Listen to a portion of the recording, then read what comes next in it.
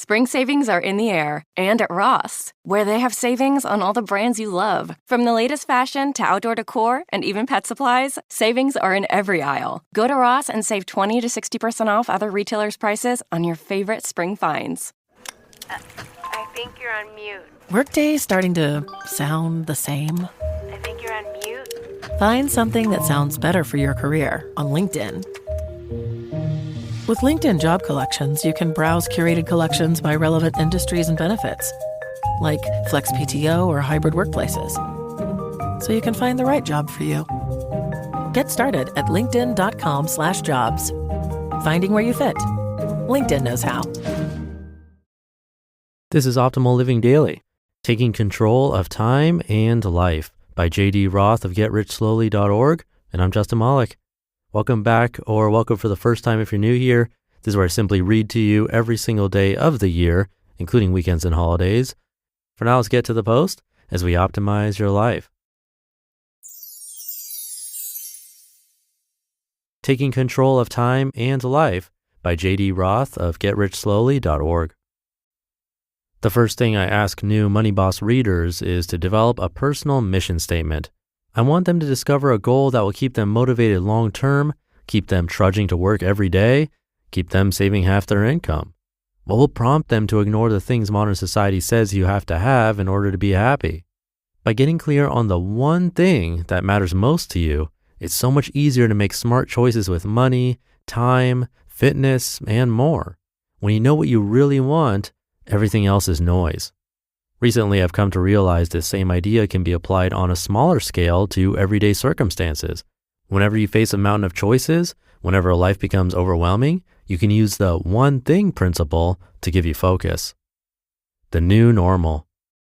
On June 29th, after 15 months and 4 days traveling the U.S. in our RV, Kim and I arrived home to Portland. In our overly optimistic minds, we both believed we'd be back to normal work routines by July 1st. We were wrong. The first complication came with fur. 3 weeks before the end of our journey, we picked up a puppy from my cousin in northeast Oklahoma. Tahlequah, named for the town in which she was born, is a good dog, but she's only 4 months old. As a high-energy hound, she needs 3 hours of exercise and attention every day, sometimes more. After arriving home, we had to unpack 3 times. Before I could work on Money Boss and Kim could work on her projects, we had to not only extract all our stuff from the motorhome, but also sort through dozens of boxes we crammed into my office before we left. Our house sitters had access to the rest of the condo, but we converted my office to a shared storage space. Plus, we had to unpack stuff from the storage unit we'd rented when Kim and I joined households a few years ago. Meanwhile, our friends wanted to see us. Colleagues wanted favors. We wanted to get back on an exercise program. During 15 months on the road, we both packed on the pounds. Now we've returned to CrossFit and paleo and the weight is falling off. We needed to go shopping. We needed to repair and or replace all of the many things that managed to break while we were gone.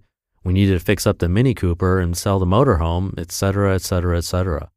Simply put, after we got home, we were overwhelmed.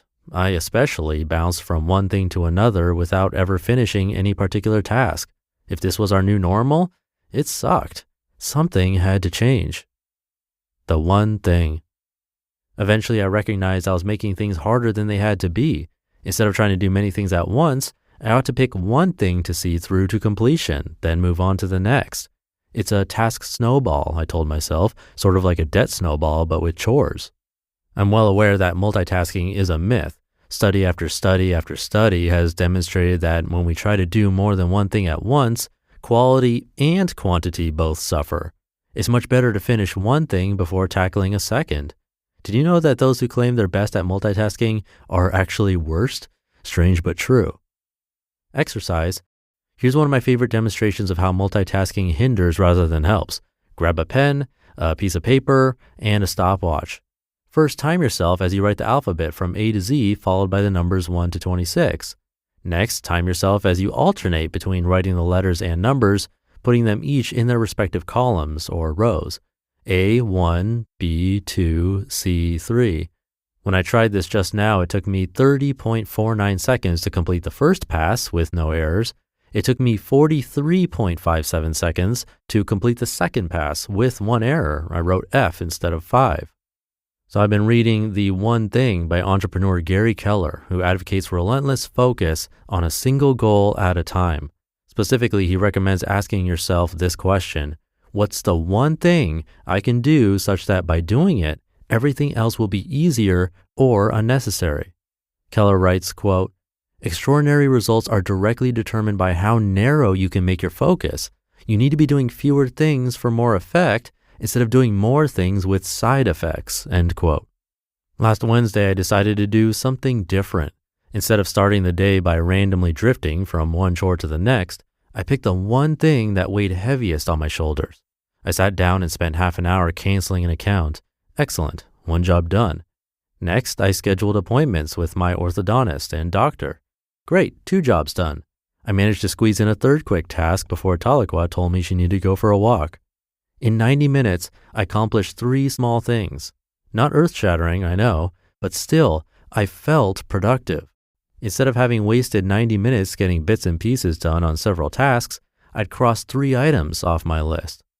On Thursday, I did the same thing, cleaned the motorhome, and again on Friday, got my motorcycle running, and again today, I wrote this article.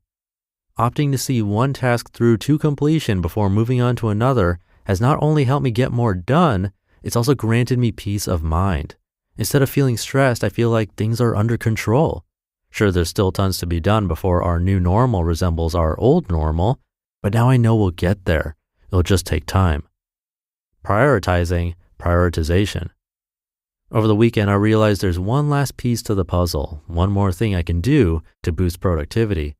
I need to better prioritize which tasks I'm picking to complete. Some items on my to-do list are more important than others. Some are urgent, others are not. It's important that I go see my mother, for example, even if it's not urgent. On the other hand, it's urgent, but not important, that I proof a couple of books for colleagues. Some tasks are neither urgent nor important. I want to build a classical music playlist, but that can wait until December. Finally, there are a handful of tasks that are both urgent and important. Prepping for the Money Boss workshop in 3 weeks is a perfect example. I can help myself feel much less swamped if I focus first on the things that are either urgent or important or both. Rather than spending too much time deciding what order to do things in, I've opted to use Alan Laken's ABC method of time management. This is taken from his awesome book, How to Get Control of Your Time and Your Life. I've written each to-do item on a sticky note. Each note goes into one of 3 columns.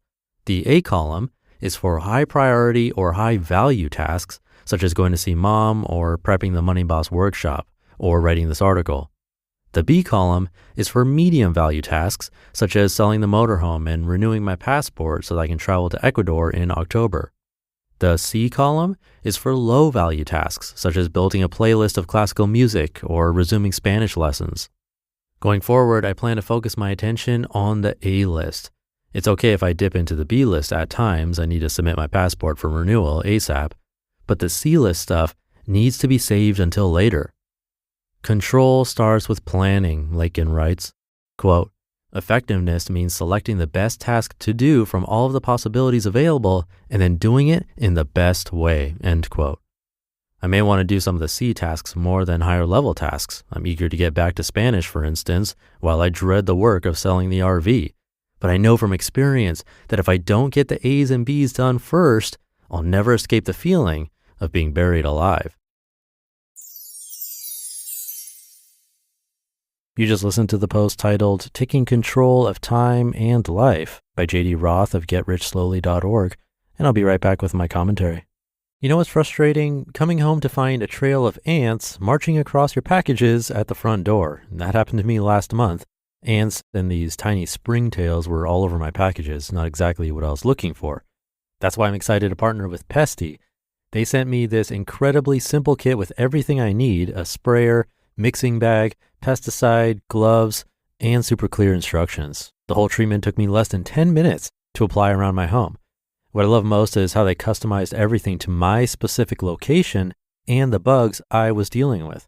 And it's so affordable, just $35 per treatment compared to the $800 plus per year other companies charge. Pesty gets rid of over 100 types of bugs, and is kid and pet friendly. Plus, they offer a 100% bug-free guarantee or your money back. Protect your home from bugs with Pesty. Go to pesty.com/old for an extra 10% off your order. That's pestie.com/OLD for an extra 10% off. Remember those childhood dreams? As we grow, our aspirations evolve. Instead of fantasizing about space travel, perhaps you're now dreaming of launching your own business around your passion for minimalism or sustainable living. But doubt creeps in. Do I have the skills? Can I build a website? How will I find customers? Enter Shopify, the commerce platform empowering millions of businesses worldwide and handling 10% of all U.S. e-commerce, from household names to fresh startups. Worried about design? Well, Shopify offers beautiful templates that align with your brand's aesthetic. Need assistance?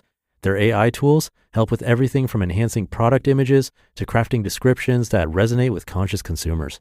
Concerned about reaching your audience? Shopify simplifies customer connection through streamlined email and social campaigns.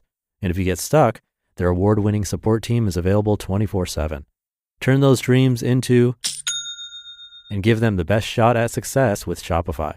Sign up for your $1 per month trial and start selling today at shopify.com/old. Go to shopify.com/OLD. Shopify.com/old. Thank you to JD. There's a great question in there that he got from the book The One Thing by entrepreneur Gary Keller. And I ask one question for you in my weekly newsletters. I'll probably put it into the next one. By the way, you can join the newsletter for free by visiting oldpodcast.com and entering your email address over there. Anyway, the question is, what's the one thing I can do such that by doing it, everything else will be easier or unnecessary?